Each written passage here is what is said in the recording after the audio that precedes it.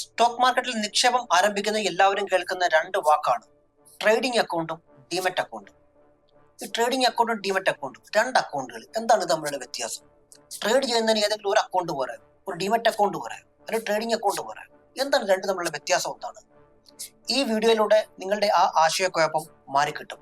കാരണം ഒരു bank account എങ്ങനെയാണോ വർക്ക് ചെയ്യുന്നത് അതിന്റെ ഉദാഹരണത്തിലൂടെ ഞാൻ നിങ്ങളെ ഇത് പറഞ്ഞ് മനസ്സിലാക്കാൻ ശ്രമിക്കുകയാണ്. നിങ്ങൾ കുറച്ച് സ്വർണം വാങ്ങാൻ പോവുകയാണെന്ന് വിചാരിക്കുക. ഒരു സ്വർണ്ണക്കടയിൽ പോയി സ്വർണം വാങ്ങുമ്പോൾ അവിടെ എന്ത് പ്രക്രിയയാണ് നടക്കുന്നത്? കാരണം നിങ്ങൾ ജ്വല്ലറിക്കാർക്ക് പണം നൽകുന്നു, ജ്വല്ലറി നിങ്ങൾക്ക് സ്വർണം തരുന്നു, നിങ്ങൾ സ്വർണം കൊണ്ടുവന്ന് വീട്ടിൽ ലോക്കറിൽ വെക്കുന്നു. ഇത് തന്നെയാണ് സ്റ്റോക്ക് മാർക്കറ്റിലും നടക്കുന്നത്, ഡിമെറ്റ് അക്കൗണ്ടിലും നടക്കുന്നത്. ഇവിടെ സ്വർണത്തിന് പകരം സ്റ്റോക്ക് ആണെന്നൊരു വ്യത്യാസം മാത്രമേ ഉള്ളൂ. അപ്പോ എന്താണ് ട്രേഡിംഗ് അക്കൗണ്ട്? എന്താണ് നമുക്ക് നോക്കാം. ട്രേഡിംഗ് അക്കൗണ്ട് എന്ന് പറയുന്നത് സ്റ്റോക്കുകൾ വാങ്ങാനും വിൽക്കാനുമുള്ള അക്കൗണ്ടിനാണ് നമ്മൾ ട്രേഡിംഗ് അക്കൗണ്ട് എന്ന് പറയുന്നത്. അതായത് നിങ്ങൾ ബൈ ബട്ടൺ അമർത്തുന്നതും സെൽ ബട്ടൺ അമർത്തുന്നതും പ്രോസസ് ചെയ്യുന്ന ആ പ്ലാറ്റ്ഫോമിനെയാണ് ട്രേഡിംഗ് അക്കൗണ്ട് എന്ന് പറയുന്നത്. ട്രേഡിംഗ് അക്കൗണ്ട് എന്ന് പറയുന്നത് നമ്മൾ സ്റ്റോക്കുകളെ വിൽക്കാനും വാങ്ങാനും ഉപയോഗിക്കുന്ന അക്കൗണ്ടിനെയാണ് ട്രേഡിംഗ് അക്കൗണ്ട് എന്ന് പറയുന്നത്. ഇതൊരു ഓൺലൈൻ ആപ്പ് പോലെയാണ്. നിങ്ങൾ ബൈ ഓർഡറും സെൽ ഓർഡറും പ്ലേസ് ചെയ്യും. അതുപോലെ തന്നെ സ്റ്റോക്ക് മാർക്കറ്റിൽ നമ്മൾ ബൈ ഓർഡറും സെൽ ഓർഡറും പ്ലേസ് ചെയ്യുന്നു. ഇത് സാധ്യമാക്കുന്നത് ട്രേഡിംഗ് അക്കൗണ്ടിലൂടെയാണ്. അപ്പോൾ ട്രേഡിംഗ് അക്കൗണ്ടിന്റെ ജോലി എന്ന് പറയുന്നത് ഷെയർ വാങ്ങിക്കാനും ഷെയർ വിൽക്കാനും നമ്മളെ സഹായിക്കുന്നു എന്നുള്ളതാണ്. ഇനി ഡിമാറ്റ് അക്കൗണ്ട് എന്താണെന്ന് നോക്കാം. ഡിമാറ്റ് അക്കൗണ്ട് എന്താണെന്ന് വെച്ച് കഴിഞ്ഞാൽ ഷെയറുകളെ സൂക്ഷിക്കാൻ ഒരു സ്ഥലം വേണം. അതായത് പണ്ട് കാലത്തൊക്കെ ഒരു കമ്പനിയുടെ ഷെയർ വാങ്ങിച്ചു കഴിഞ്ഞാൽ ഒരു സർട്ടിഫിക്കറ്റ് നമുക്ക് തരുമായിരുന്നു. ആ സർട്ടിഫിക്കറ്റ് എഴുതിയിരിക്കും ഈ കമ്പനിയുടെ ഷെയർ ഇത്ര രൂപയ്ക്ക് നമ്മൾ വാങ്ങിച്ചിട്ടുണ്ട്, സൈനും എക്സ്ചേഞ്ച് സ്റ്റാമ്പും ഒക്കെ അടിച്ചിട്ടുണ്ടായിരിക്കണം. അത് ഇങ്ങനെയായിരുന്നു പണ്ട് കാലങ്ങളിൽ. പക്ഷെ ഇന്നിപ്പോ കാലം മാറി, ഡിജിറ്റലാണ്. അപ്പൊ ഡിജിറ്റൽ രൂപത്തിൽ സ്റ്റോക്കുകളെ എങ്ങനെയാണോ സൂക്ഷിക്കുന്നത് അങ്ങനെ സൂക്ഷിക്കാൻ വേണ്ടിയുള്ള ഒരു സ്ഥലത്തിനെയാണ് നമ്മൾ ഡിമാറ്റ് അക്കൗണ്ട് എന്ന് പറയുന്നത്. അതൊരു അക്കൗണ്ടാണ്, നമ്മുടെ ബാങ്ക് അക്കൗണ്ട് പോലെ തന്നെ അതൊരു അക്കൗണ്ടാണ്. പണ്ട് കാലങ്ങളിൽ ഈ ഷെയറിന്റെ സർട്ടിഫിക്കറ്റ് കൊണ്ടുവന്നു കഴിഞ്ഞാൽ ലോക്കറിനകത്ത് വെച്ച് പൂട്ടുമായിരുന്നു. കാരണം അത് മോഷണം പോകാൻ സാധ്യതയുള്ള സാധനമാണ്.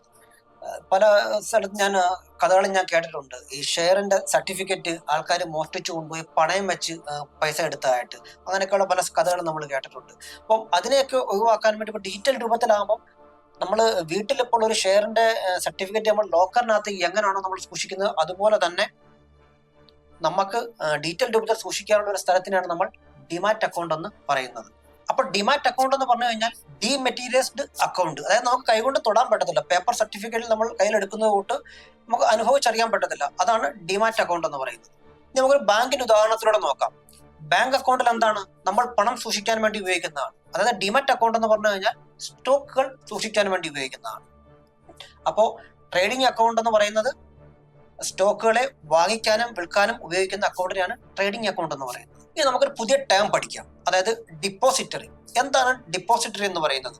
അതായത് ഇന്ത്യയിൽ ഡിമെറ്റ് അക്കൗണ്ടുകൾ നേരിട്ട് സൂക്ഷിക്കുന്ന രണ്ട് സ്ഥാപനങ്ങളാണുള്ളത്. അതായത് NSDL-ഉം CDSL.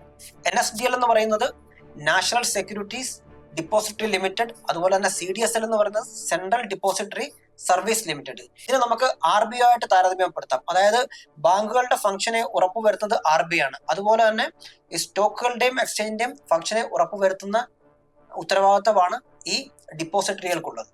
ഇനി നമ്മൾ നോക്കാൻ പോകുന്നത് ഒരു ഡിമെറ്റ് അക്കൗണ്ടും ട്രേഡിംഗ് അക്കൗണ്ടും ഓപ്പൺ ചെയ്യുന്നതിന് നമുക്ക് എന്തൊക്കെയാണ് ആവശ്യമായിട്ട് വരുന്നത്. ഇപ്പോൾ നമുക്ക് അക്കൗണ്ട് ഓപ്പൺ ചെയ്യുന്ന 15 മിനിറ്റ് കൊണ്ട് നമുക്ക് ഏതൊരു ബ്രോക്കറിന്റെ വേണമെങ്കിലും ഡിമെറ്റ് അക്കൗണ്ടും ട്രേഡിംഗ് അക്കൗണ്ടും ഓപ്പൺ ചെയ്യാൻ പറ്റും.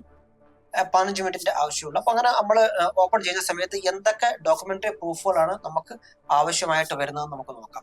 ഏറ്റവും അത്യാവശ്യമായിട്ട് വരുന്ന ഒന്നാണ് പാൻ കാർഡ്, പിന്നെ Aadhaar card, 3 mobile number, 4 email address, അതുപോലെ തന്നെ 5-ാമത്താണ് ബാങ്ക് അക്കൗണ്ട്. പിന്നെ പ്രധാനപ്പെട്ട ഏതൊക്കെ ബ്രോക്കേഴ്സ് ആണ് ഇന്ന് അവൈലബിൾ ആയിട്ടുള്ളത്? ജെറോദ, അപ്സ്റ്റോക്ക്, ഏഞ്ചൽ വൺ, ദെൻ 5 പൈസ, അങ്ങനെ ഒരുപാട് ബ്രോക്കേഴ്സ് ഇന്ന് അവൈലബിൾ ആണ് നമുക്ക്. അപ്പോൾ ഇന്നത്തെ ഈ വീഡിയോയിലൂടെ നമ്മൾ എന്തൊക്കെയാണ് പഠിച്ചതെന്ന് നമുക്കൊന്ന് സമ്മപ്പ് ചെയ്ത് നോക്കാം. ട്രേഡിംഗ് അക്കൗണ്ട് ഉപയോഗിക്കുന്നത് ഷെയറുകൾ വാങ്ങാനും വിൽക്കാനും വേണ്ടിയാണ്. എന്നാൽ ഡിമെറ്റ് അക്കൗണ്ടുകൾ ഉപയോഗിക്കുന്നതോ ഷെയറുകളെ സൂക്ഷിച്ചു വെക്കാൻ വേണ്ടിയാണ്. ട്രേഡിംഗ് അക്കൗണ്ട് എന്ന് പറയുന്നത് ട്രാൻസാക്ഷന് വേണ്ടിയുള്ളതാണ്. ഡിമെറ്റ് അക്കൗണ്ട് സ്റ്റോക്കുകളുടെ സ്റ്റോറേജിന് വേണ്ടിയുള്ളതാണ്. ഇത് രണ്ടും ചേർന്നാണ് സ്റ്റോക്ക് മാർക്കറ്റിലെ നിക്ഷേപവും ട്രേഡിങ്ങും സാധ്യമാകുന്നത്. ഈ വീഡിയോ നിങ്ങൾക്ക് ഉപകാരപ്പെട്ടെങ്കിൽ വീഡിയോ ലൈക്ക് ചെയ്യുക, ചാനൽ സബ്സ്ക്രൈബ് ചെയ്യുക. Thank you.